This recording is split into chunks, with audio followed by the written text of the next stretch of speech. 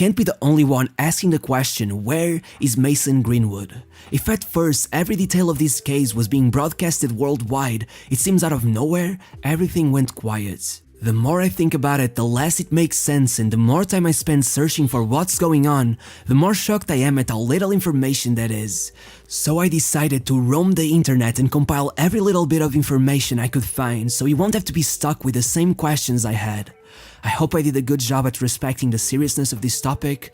Here's the story. So where did it all start? First of all, Greenwood was born in Bradford, about an hour's drive from Old Trafford. By the age of 5, he began playing for his local team, and about 2 years later, he was already joining Manchester United. The traits he eventually became known for were already present. He was great with both feet and exceptionally fast, so much so that he began attending running events and at the age of 13, ended up breaking the British 100-meter record for his age group. He could have gone on and become an Olympian, but instead football was kept center stage. By the time he was 16, he was already believed to be so good that he was taken into their under-18 squad and still went on to score 17 goals in 21 matches, topping the goal-scoring charts and winning the under-18 Premier League. Soon after, things began unraveling really fast. Mourinho had him travel with the main squad to a Champions League match against Valencia, then he joined them again for a tour around the United States, playing his first friendly for the club and earning his first professional contract. By the time he did get his competitive debut, he completely hit the jackpot, coming on as United went on to iconically beat PSG 3-1, completing the second leg comeback in the very last minute. It was in this same year that Mason Greenwood, who after all was still in high school, started a relationship with a girl who attended his school. Her name was Harriet Robson. Over the following year, Greenwood went on to become one of football's most promising young players, playing nearly 50 matches for Manchester United, mainly as a sub, and going on to score 19 goals, all despite having to deal with a global pandemic. Out of nowhere, he was England's new star boy. However, the drama had already started. During the pandemic, Mason and Harriet broke up.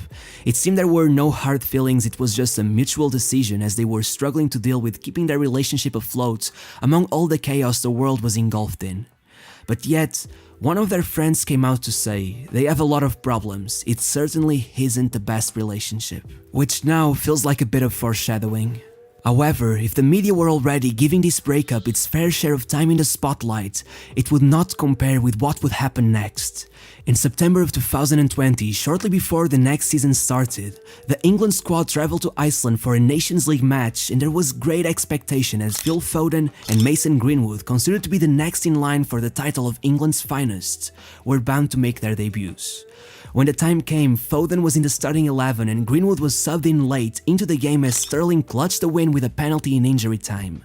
It hadn't been the greatest match, but at least fans got to see their future idols in the iconic white kits. Certainly, it was a day to remember, huh? Not at all actually, because 2 nights after the match, everything got overshadowed by one massive blunder. While resting at the team's hotel, Mason met Icelandic model Nadia Gunnarsdottir on a dating app, and after a day of talking, Mason decided he had to meet her in real life, and since he couldn't leave the team hotel, because remember, they were in the middle of a global pandemic, he had the worst idea of all time. He checked her into his hotel and told her to come over, and if that wasn't bad enough, he brought Foden with him. Approaching the girl and asking her if she had brought a friend, to which she responded that though her cousin had come along, she had left once they arrived, so the two urged her to get her back so she could keep Foden company, which she did. In some of the leaked videos, you can even hear a confused Phil Foden asking why would they come to the hotel, to which Mason replied, "What do you think?" From there on out, they went about their business, the cousin came back and even brought them candy, which is hilarious considering it is also strictly forbidden in a national team's campus, and then it all derailed when Mason began recording the videos that would eventually get leaked, deciding to barge into Foden's room after, I quote, they could hear them having fun, and started recording them in their underwear, or in Phil's case, with his butt hanging off of it. By 3 AM, they went back to their rooms and were quickly caught, leaving Gareth Southgate to take measures, sending them both home on top of the fine they would already have to pay for breaching their quarantine. After this incident, Greenwood was never again recalled to the national team, while Foden would be back after 2 months. Which begs the question, what else did they know? This would become especially suspicious after Ole Solskjaer refused to comment much on the situation, saying something like, "There is a problem that is being handled." Regardless, this situation actually led to the beginning of a much bigger controversy, as Greenwood took the advice of many who believed he had gone off the rails since leaving Harriet and managed to get together with her once again. Maybe due to all of this, he actually hit a bit of a low point in terms of his form once he joined his club once again. But by March of the following year, he bounced back and got 8 goals and 1 assist in 11 matches, which were especially promising as Manchester United would qualify to the Europa League final. However, once there, despite being the favourites, Manchester United went on to lose the game after a penalty shootout that lasted for 22 attempts, with both goalkeepers failing to save a shot until it was De Gea's turn at the spot, which he failed to convert, losing the match. The following season started with a huge transfer spree, Ronaldo, Varane and Jadon Sancho, when if fans were already hopeful after Greenwood scored in all of his first 3 matches, he had every single one of them swearing that this was his season, but then 21 matches and only 3 goals scored. Something was wrong, something had to have gone wrong, and it wasn't just the chaos at the club or the departure of Solskjaer in favor of Ralf Rangnick. There had to be something else, and so, on the 30th of January, it was confirmed that indeed something was very wrong with Mason Greenwood. That day, Harriet Robson posted several stories on Instagram displaying cuts and bruises on her arms with the caption, "To anyone who wants to know what Mason Greenwood does to me," which clearly hinted that Mason Greenwood was a domestic abuser. While writing this script, I strongly debated whether I should show you the audio that had been leaked. On one hand, it would be good for people who deny the allegations to be faced with the hard truth. On the other hand, I think it's just very brutal, and I don't want to risk exposing someone who might have been through a similar situation to that sort of content, so instead, I will just describe what can be heard. And though I will probably show some of the images, I feel the audio is much more disturbing, so I hope I'm making the right decision by drawing the line there.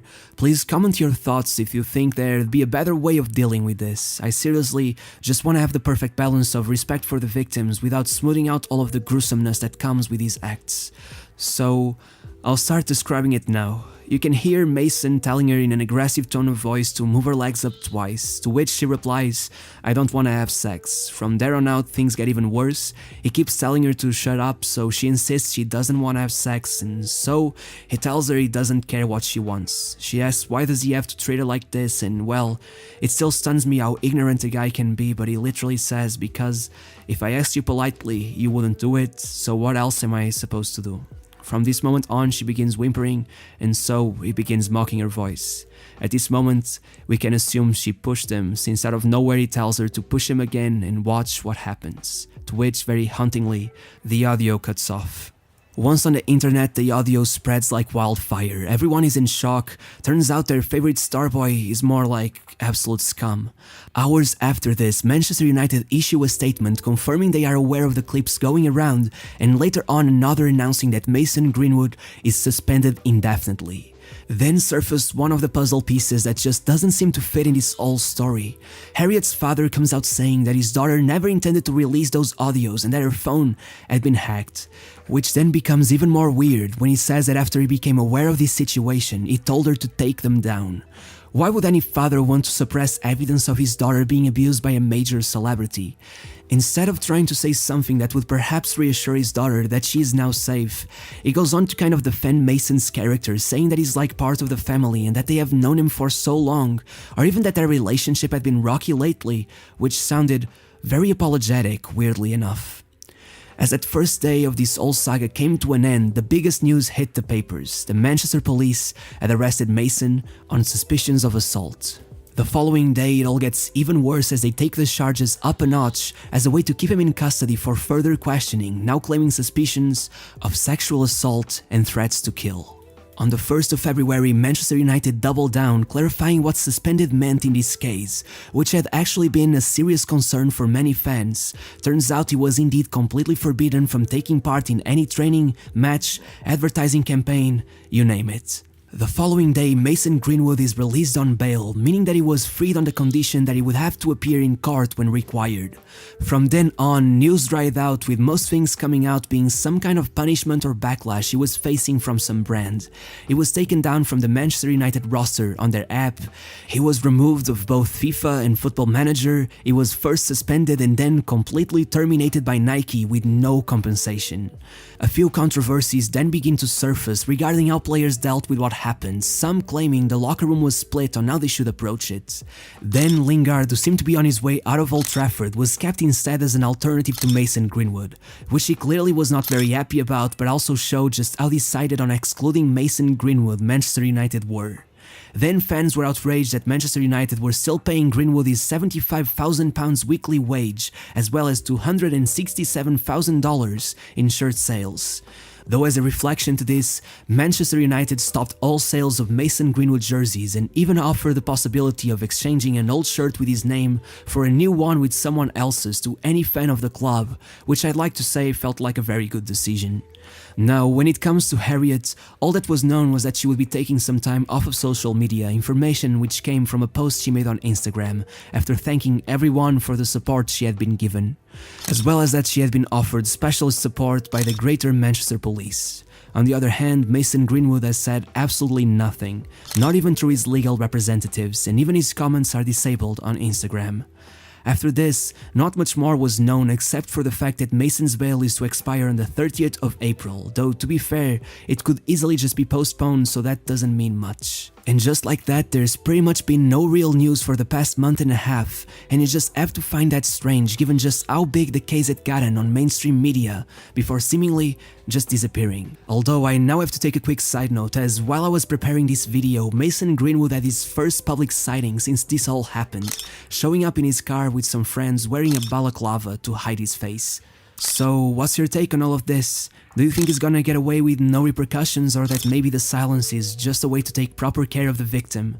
To me that sounds nothing like British media, but we can hope. As one final note, I'd like to show you one thing that accurately represents how harsh Mason's downfall has been. It really illustrates this whole story.